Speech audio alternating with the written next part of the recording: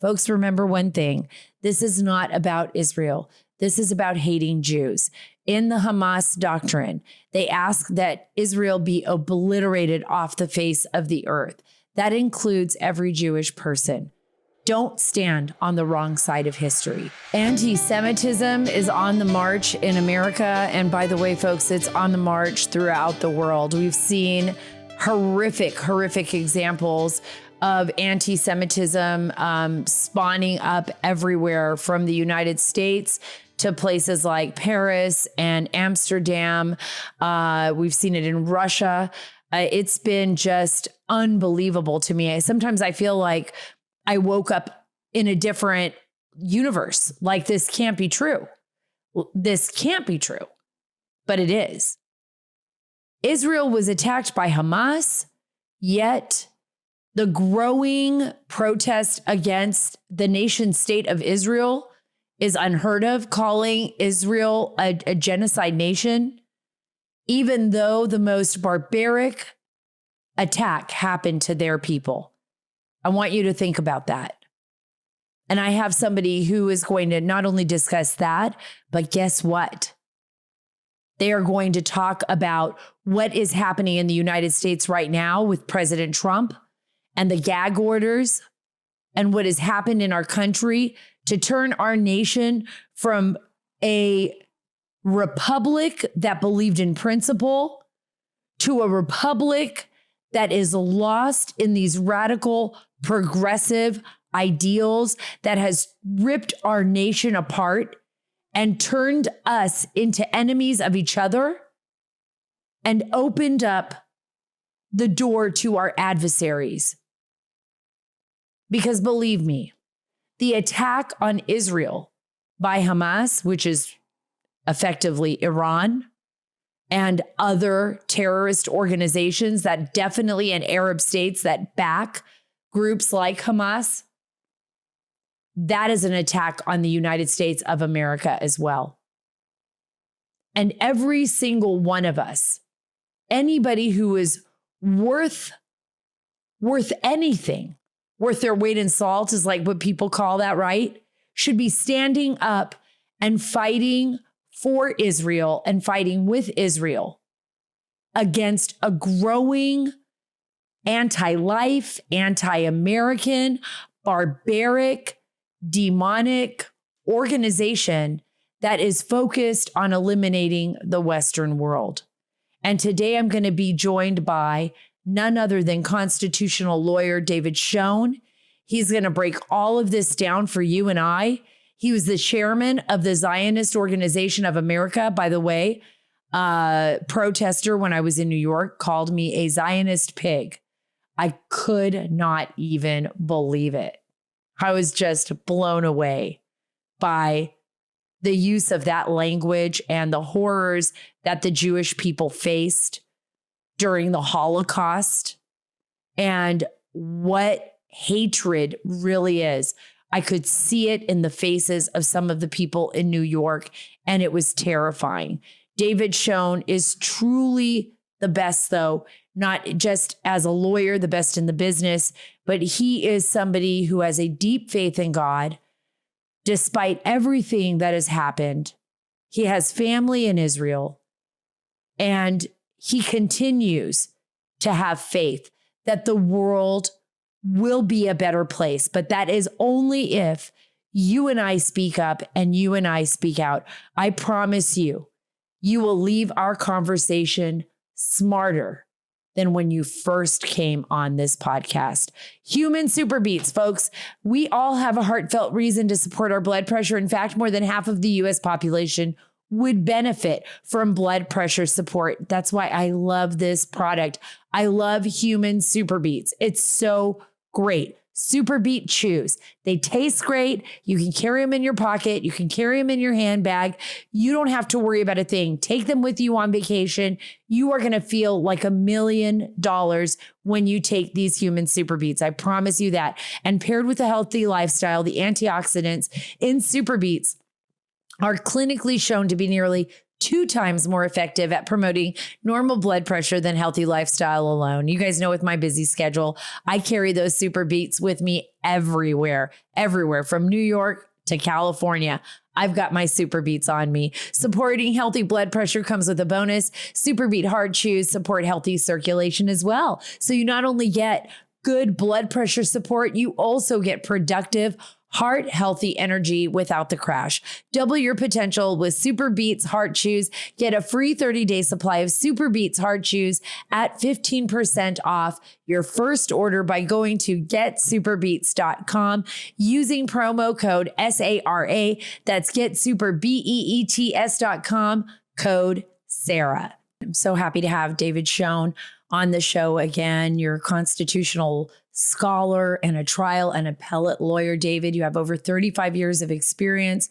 You represented President Trump in the Senate trial of Trump's second impeachment in 2021. You're also the former chairman of the Zionist Organization of America. I got called all kinds of names when I was in New York. And they threw Zionist at me over and over again. You're a legal advisor to the American Friends of Judea and Samaria. You're an attorney who's represented American victims of terrorism. My gosh. And you're just, there's so much more for all of you out there who are listening, that David has done. It would take me like an entire hour to list all of your accomplishments, David. So thank you so much for being on the show with me today. Thank you. You're terrific. I always love to be around you. Oh, yeah. David and I have been friends. So full disclosure, we have been friends for a while now, and especially since the early days of the Trump-Russia hoax and just working so diligently hard on trying to get the truth out. David has always been a fighter for constitutional and civil rights.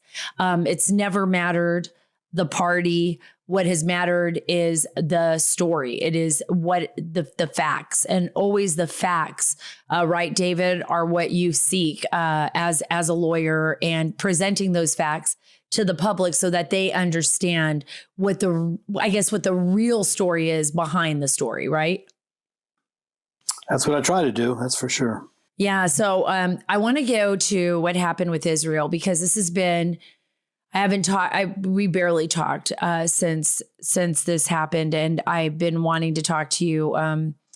This is, I told you earlier, I haven't even hardly slept well at all since the attack on October 7th, because I can't fathom what happened to those children, to the people, and especially the babies. It's just devastating. I see Israel as one of the greatest allies, if not the greatest ally to America.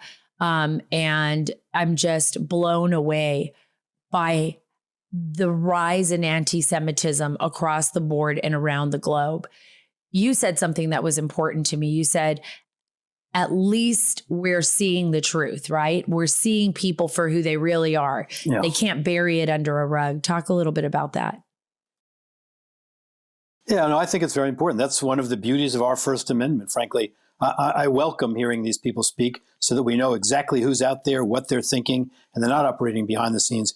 We've known this about the hate squad for a number of years. We've been talking about Tlaib and Omar and AOC, and now they've added to their ranks with this Bowman and on Cori Bush, on and on and on. We've known they've been anti-Semites for a long time. They're haters of anything that doesn't agree with them, while they take their campaign funds and pay for their own security, but whole other issue. But no, I'm glad to see them coming up. But what we're seeing on the college campuses now is just unbelievable, from professors and students, and then the failure by administrators to take appropriate action and send a strong message. It's really it's something that I suppose had been unimaginable in this country, but it's starting to look a lot like France and England, quite frankly, and other parts of Europe. And God forbid, we should ever get to that point. It's like everything is upside down, and it's completely the opposite of what we would have ever imagined. I guess while we were asleep at the wheel, and I've said this before, we've had these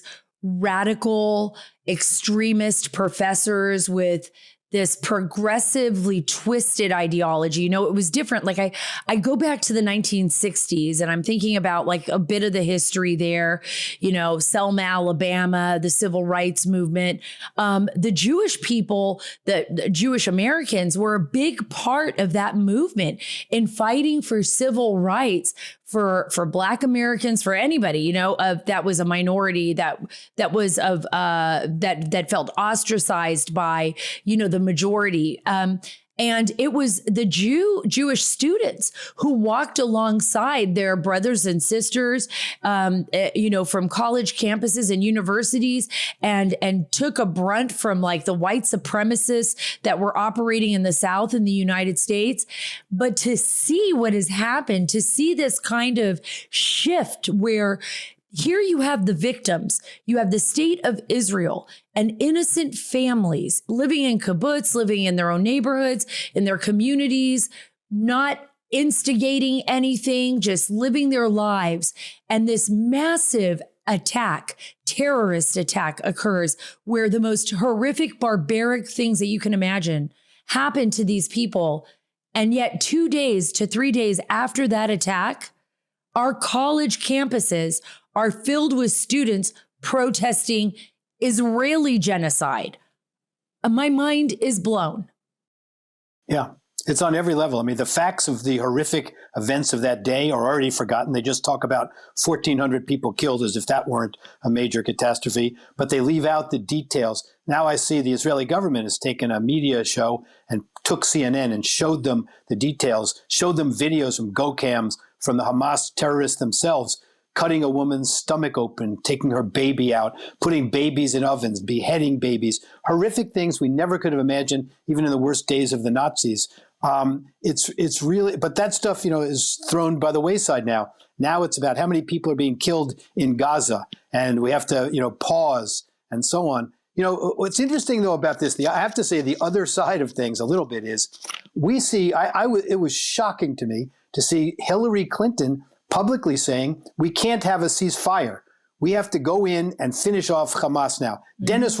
Dennis Ross has done more damage to Israel by forcing them into concessions they never should have made. I think maybe it comes from feelings of guilt now. I saw he gave an interview the other day saying that he admits he took responsibility for forcing Israel to let concrete and cement go into Gaza that was used then to build the tunnels. Dennis Ross says no ceasefire. You have to decimate, eviscerate Hamas. That's maybe the good side, if there is one, to any of this. But the stuff going on now, this hatred and the glorifying of Hamas, don't tell me it's for Palestinian rights. They know what Hamas did, and they're glorifying those rights. You know, I said the other day to somebody, these so-called diversity, equity, and inclusion officers on the campuses and businesses must be having a field day now. Who could have thought you could bring together with one common factor, Jew hatred, people like the LGBTQ crowd, who are people who, if they were living in Gaza, would be killed for being gay or bisexual or transsexual, but they're celebrating Hamas and against Israel, when Israel is the most open-minded for rights of any country in the world, I would say. Certainly in the Middle East, the only democracy in the Middle East. You've got, Black Lives Matters right, having common cause with neo-Nazis and white supremacists because the common factor is Jew hatred. That's it. It's anti-Semitism. It's the hatred of the Jewish people. Why do you think our youth are so susceptible to that? Well, I saw an interesting piece now that says kids between 18 and 24 now, some have never heard of the Holocaust, let alone have any sense of what happened. So I think they buy into this, people are looking for a cause. So the folks they call today progressives, I call regressives because they don't want anybody to have any rights unless they agree with them. There's nothing progressive about their movement, but they offer something attractive. They're young people. They've picked out a targeted enemy. So young people are looking for a cause. I have seen now that some of these people that sign on to these horrible letters, anti-Semitic letters on campus, say, I didn't really know what I was signing. I didn't understand it. But, listen, the media fuels it. I mean, the other day for the New York Times to run the headline that Israel bombed a hospital in Gaza without taking 2 seconds to research the matter at all, they've never apologized to that. They said, well, they may have made a mistake. They might have rushed to judgment and so on. But then they just slam Israel with the next piece they run. So this happens quite often. where the New York Times or the Washington Post write completely factless stories filled with fallacies and over exaggerations or lies, flat out lies. I saw that during President Trump's administration early on. In fact, they won some Pulitzers for their coverage of President Trump and the Russiagate story that ended up being a complete hoax. And they never even returned those Pulitzers. In fact, those corrections become like third page news in little blurbs down at the bottom of the paper.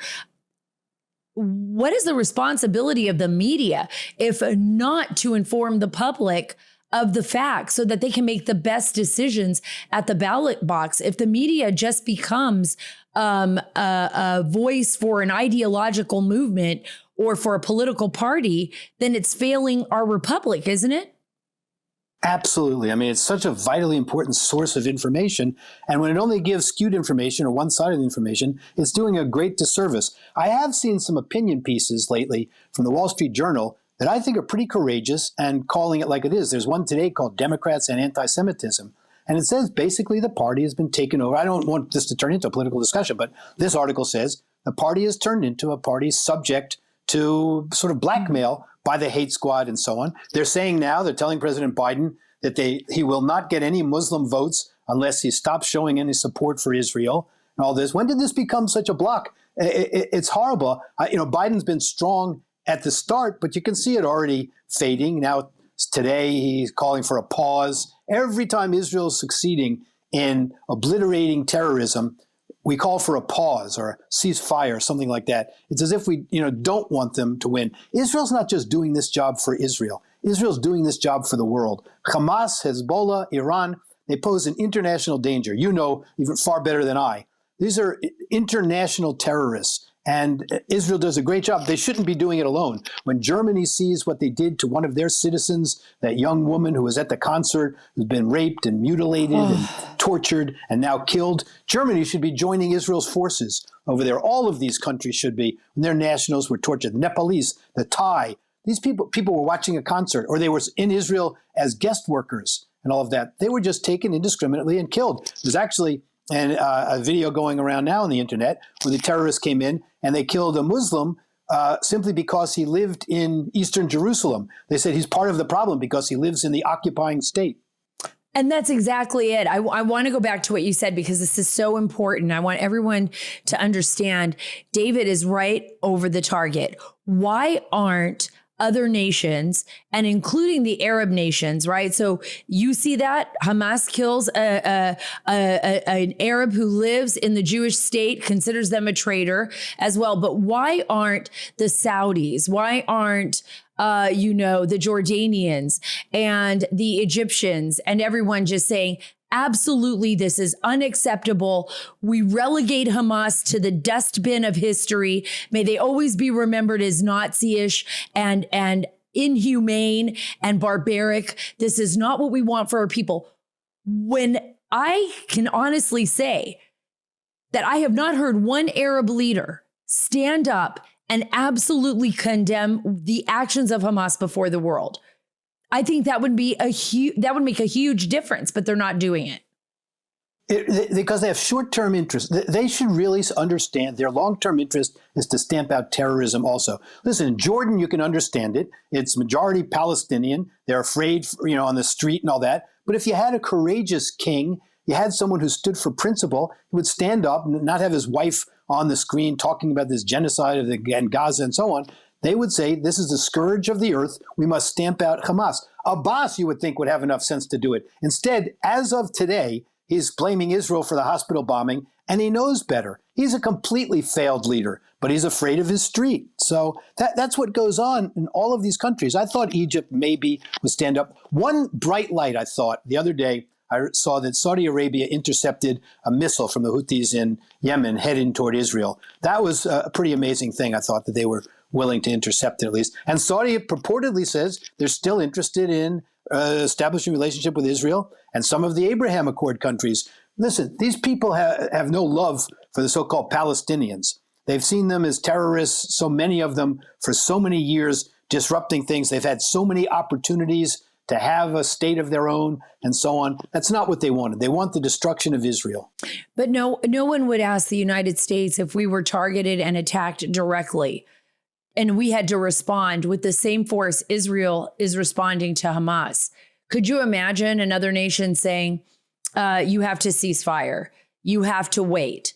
I mean, the Israeli state will not exist if it holds back and it doesn't continue to take out those enemies that want to destroy it, because that's what Hamas wants to do. It wants to obliterate the state of Israel, and they're doing it as a proxy on behalf of Iran.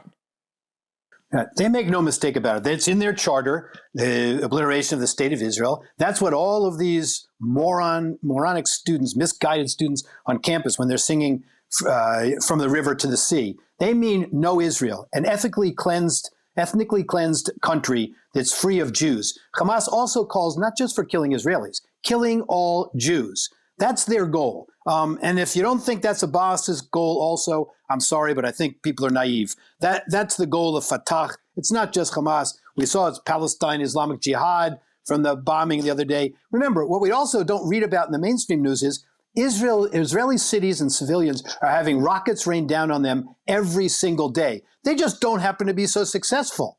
But they're raining down on them. They hit a building the other day. They're killing Israeli civilians and all that, but they don't seem to care. Listen, the issue here is the world should be blaming Hamas for every single death in Gaza. The use of human shields, like they're doing, embedding the terrorists in the civilian population, is a war crime.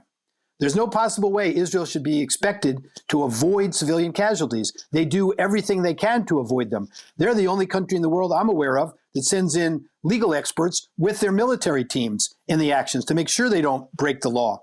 But human shields are, a war crime, and Israel can't let the enemy evade by hiding among the civilians. It is true. Hamas uses people as human shields. It uses schools to hide their weaponry. It uses the hospital to basically run its operations and to put its headquarters. We've seen that Israel's exposed that, to put their headquarters underneath the hospital. Those are all facts that I think I'm grateful for the state of Israel that they're exposing this, and also the horrors of those videos, which I don't think the majority of people actually could stomach if they actually saw it. At least I hope not. Did you know that poor sleep can cause weight gain, mood swings, poor mental health, lower productivity, just make you feel really bad overall?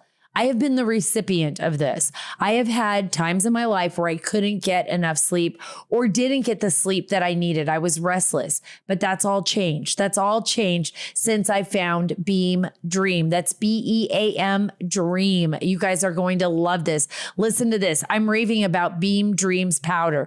They're healthy hot cocoa for sleep. And today my listeners get a special discount on Beam's Dream powder, their best selling healthy hot cocoa for sleep, with, guess what? No added sugar. Now available in delicious flavors like sea salt caramel, cinnamon cocoa, chocolate peanut butter. You just can't beat that. Better sleep has never tasted better, folks. A recent clinical study revealed that Dream helped 93% of users wake up feeling more refreshed, and 93% reported that Dream helped them get a more restful night's sleep. And it tastes absolutely delicious. I love the cinnamon hot cocoa. I especially love the peanut butter cocoa. I mean, you can't get better than that. You drink a hot cocoa, you relax, read your book, just go to bed and you go to sleep. And you go to sleep and you wake up feeling amazing and refreshed. If you want to try Beam's best-selling Dream Powder, take advantage of their biggest sale of the year and get up to 50% off for a limited time when you go to shopbeam.com/Sara Carter. That's SARACARTER, and use code CYBER. Use code CYBER at checkout. That's shopbeam, BEAM.com/Sara Carter, and use code CYBER for up to 50% off. What is it going to take? What is it going to take to actually turn the tide back into Israel's favor and to stop this from escalating, in your opinion, into something far, far worse in the region, and possibly I think the worst that we're working on right now in the United States, and what a lot of intelligence analysts are looking at, is the possibility of this devolving into World War III. Yeah, I don't know that anything's ever going to turn in Israel's favor. Anti-Semitism has been around forever, and Israel, as the homeland of the Jews, is the ultimate anti-Semitic target. What I think could make a difference is if the United States administration would hold firm, would not pander to this, we're worried about losing Muslim votes and all that. Stand up for principle, stand by Israel through and through with this thing. Israel is in the right. They're stamping out the scourge of terrorism. That's in our national interests. But as long as you have the UN Secretary General blaming Israel for what Hamas did on October 7th, as he did, and make no mistake about it, then it's going to be very difficult. The UN is a joke. You have now Iran taking over the Human Rights Council. Come on, nobody can take this seriously. We have no business participating in it. I don't know whether anything's going to turn the tide. I know that the United States needs to stand strong and stand on principle. Well, let me go straight into that. Standing strong, standing on principle. President Trump obviously came out and condemned what happened in Israel. He spoke out against Hamas. I want to go back to this moment during the impeachment trial of Donald Trump, when you covered your head while you were drinking a glass of water. So many Americans had never seen a Jewish person do that.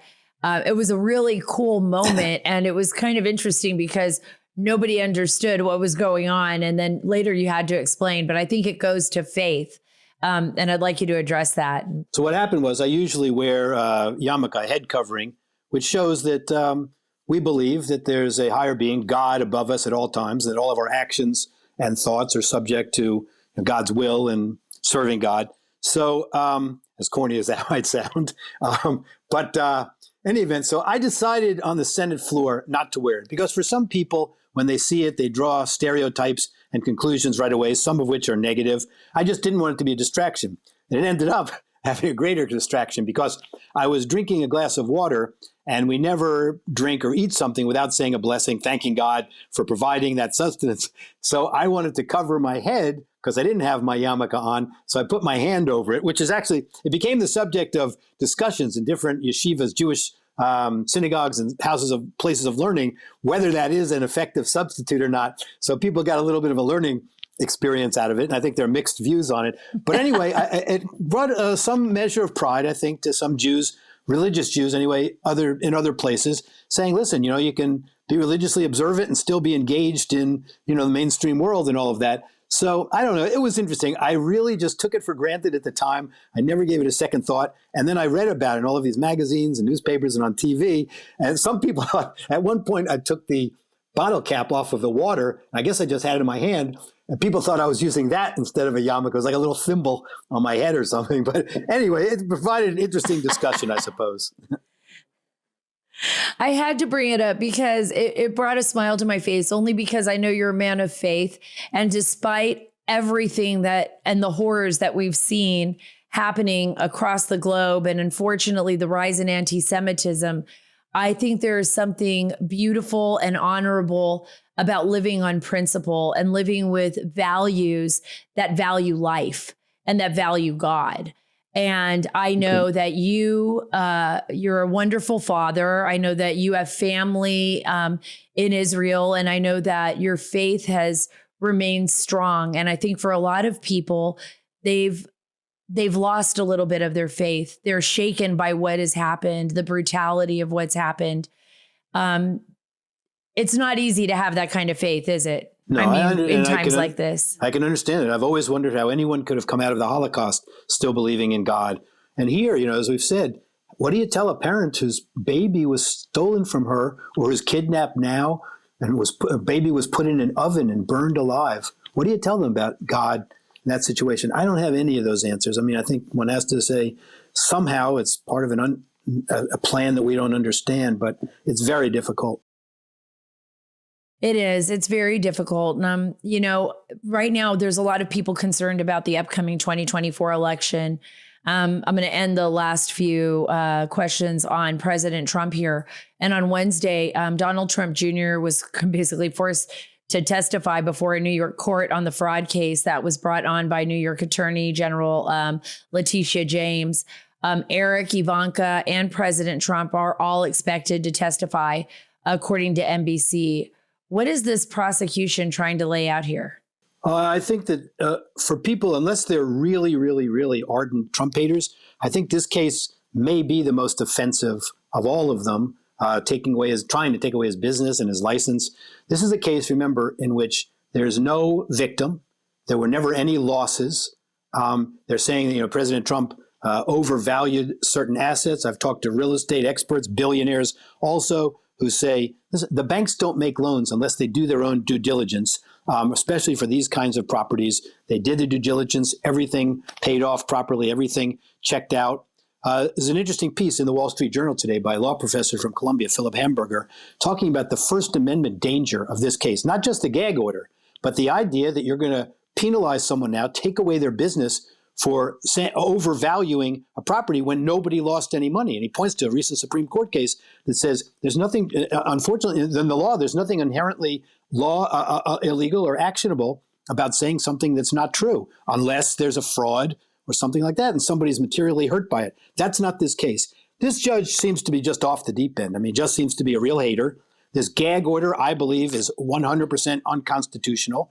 You cannot prevent a citizen from talking about what he believes to be a corruption in our judicial system. That's fair game. That's what our Constitution depends on, people being able to discuss how they feel about the system. It may not be a wise thing to make a judge angry, but he has every right to say all of these things. Same thing in the D.C. case. If he wants to call the prosecutor a thug, he ought to be welcome to do it. I happen to think the prosecutor's a thug. I think his team is made up of thugs. I have a sanctions motion going against 2 members of that team.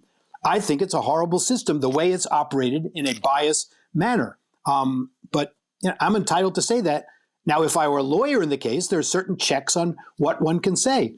But if one of the underlying principles is they're worried about a jury being tainted, what about the judge's comments in the other January 6 cases? Same judge sitting on the case, blaming Trump for it and saying, well, he's not in prison yet, and that sort of thing. That shouldn't be a judge sitting on the case. What about the prosecutors speaking indictment, making unsubstantiated allegations against President Trump that everyone can download and have on their computers? Right. And that same prosecutor that said that she was going to go after him. Yeah. No matter what, that there was a political bias from the very beginning and that President Trump was going to be a target. I don't think he was surprised by that at all. What did surprise me, and maybe it shouldn't have, was that the former White House lawyer, Ty Cobb, said that he believes Trump will be sent to jail for violating that partial gag order on federal election interference case. Do you really believe that? No. Could they do that? I think, could they do it? Yes, they could do it. I think it would be reversed on appeal. But, they want to make a spectacle. They want to make a mockery. I don't understand Ty Cobb in the first place. He was President Trump's lawyer. He has a continuing ethical duty to his client's best interests, duty of confidentiality, duty of secrecy, but a duty of loyalty to his client. It's one thing to think the things that he says. He is constantly slamming President Trump publicly. I'm really surprised by it. He was known to be a fine lawyer in D.C., but I think he's really engaged in some ethical transgressions. Yeah, I think he definitely is somebody that is not living on principle. But you are, David. And I thank you so much for being a part of this show. Any words of advice? I mean, to everyone out there, I mean, for the Jews and for the non-Jews and for the people who support the Jewish community and that want to do the best to stand by their brothers and sisters in Israel. I know you're former chairman of the ZOA. You've campaigned against anti-Semitism and you support Israel. What can we do? What can we do to help? What can we do to get the word out? It's vitally important to speak up and show support. I've heard from hundreds of people in Israel how much it means to see Americans supporting them and speaking out for them when the media is calling them war criminals, that sort of thing.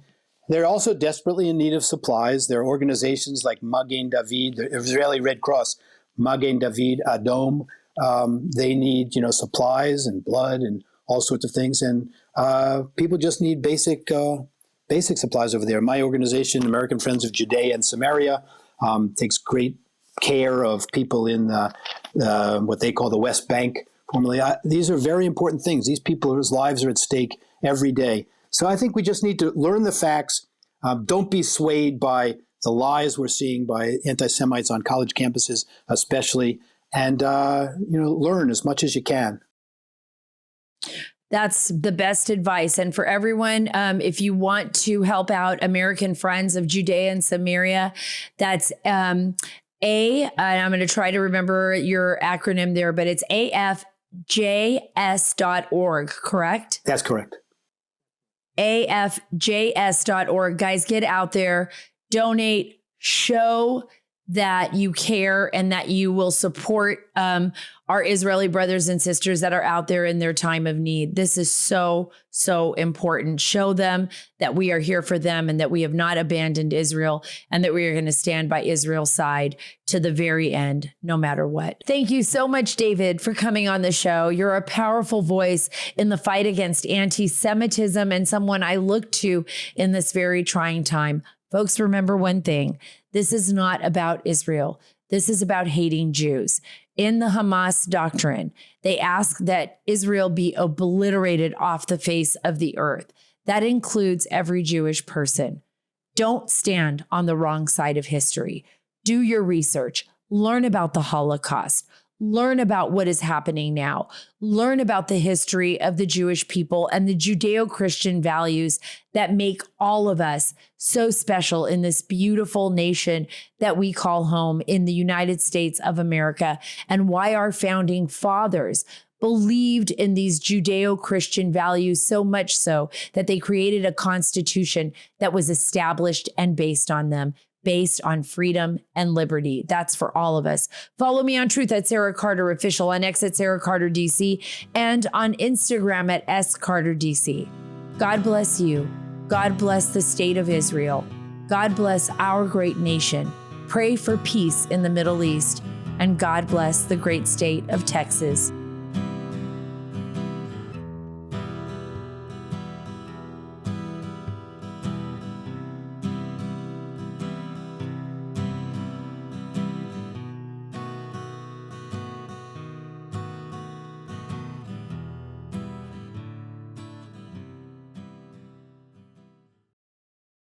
Folks, what happens when we die? Right now, from Angel Studios, the force behind Sound of Freedom and The Chosen, comes an unprecedented deep dive into the phenomena of near-death experiences in the new movie, After Death. I'm so excited to see this film. This is a subject that I think matters so much to all of us. It's the big question, right? Are we alone? Where do we go from here? Is there a God, right? After Death makes a courageous venture into a hotly debated, mysterious subject by comparing near-death experience with cutting-edge scientific knowledge. Hear from experts in the fields of science, philosophy, and medicine, as well as firsthand experiences of people who have lived through death as they paint a fascinating picture of life in the next realm. I know so many of us struggle with this, right? We've had loved ones who have passed away. We wonder if they're still with us, if they hear us, if they know that we're there. We wonder, is there something more to life than just the world that we live in? I absolutely do believe in that. I absolutely have a deep faith in God. And I believe that this isn't it, that our journey is far longer than we can ever imagine, that we go far beyond this world and this realm. And I think this movie is important right now. Why? Because it gives us hope. I think we live in a world where we see so much pain, and so many of us and so many of our youth, and I especially believe like for teenagers and people in college, you know, they're struggling so much, even with their own faith, that a film like this can kind of set them in the right motion, right? Set them in the right trajectory. And it opens up our minds to the possibilities, right? And that is a good thing. And personally, I just think it's fascinating. This is a groundbreaking project. It responds to the soul's innate desire to find meaning in life and solace in the future. Come see it for yourself and pay it forward by providing a free ticket for others to see the film. I'm super excited. I'm going to go with my family this weekend. I think it's much better than watching some really ghoulish, scary film that's going to make me feel horrible around Halloween. I want to watch something that's going to uplift me. Leave your preconceptions at the door and prepare for a never before seen glimpse into what the next life could entail in After Death in theaters now. Get your tickets today and pay it forward at angel.com/Carter. That's angel.com/Carter. After Death. The end is only the beginning. Rated PG-13.